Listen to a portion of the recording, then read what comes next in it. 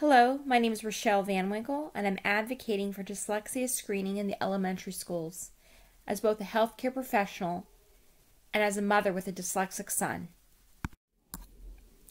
At the end of Charlie's third grade year, I was called in for a parent-teacher conference. The teacher referred to Charlie as a puzzle. His reading comprehension and analytical skills were high. However, his reading fluency was low, and he was in the lowest reading group in the class. I left that parent-teacher conference confused.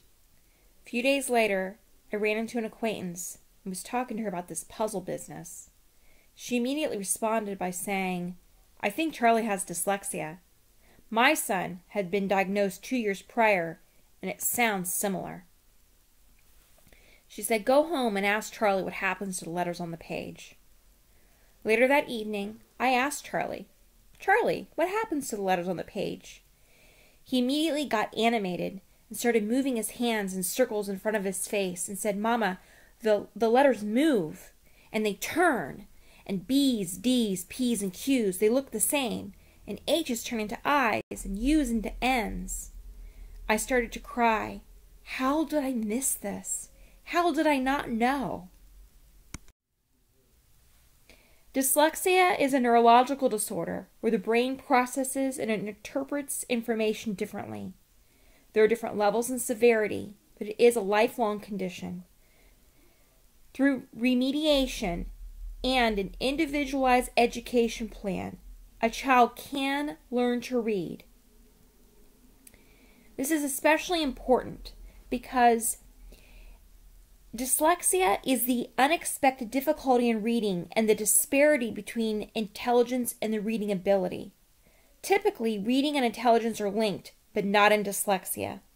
Over time, this gap widens because in early elementary school, kindergarten, first, second grade, the child is learning to read. But fourth, fifth grade, in middle school, the child needs to read to learn. If the child can't read, they're going to struggle to learn. It is not uncommon for children to compensate, and if the child is still functioning at grade level, the school system and teachers typically take a wait-and-see approach. My recommendation is do not wait and see. Dyslexia is a complex neurological disorder and is difficult to detect without a formal evaluation. And with compensating, they might be the brilliant kid who learns from context clues and has high comprehension, or they're the class clown who wants to cover up what's going on. They're often described as distracting, hyperactive, not trying hard enough, or lazy. The impact of undiagnosed dyslexia depends on the severity of the condition and if the child has had any remediation. It may result in poor self-confidence, low self-esteem, a quick temper, and feelings of shame. Children who do not get the help they need are more likely to be bullied and more likely to drop out of school.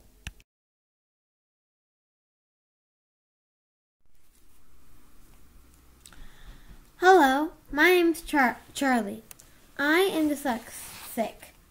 I knew something was different when I was it was either second or third grade, and everyone was reading Harry Potter and Diary of the Wimpy Kid, and I couldn't even read Grenades and Ham. I felt very dumb and stupid because everyone was passing me, and this teacher was still saying, "You're at grade level. Yeah, you're still at grade level."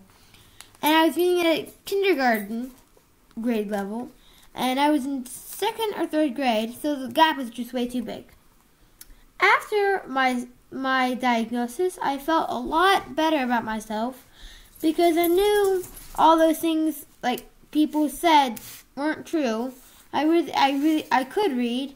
I'm going to tutoring now like 3 days a week, every week. I'm getting a lot better.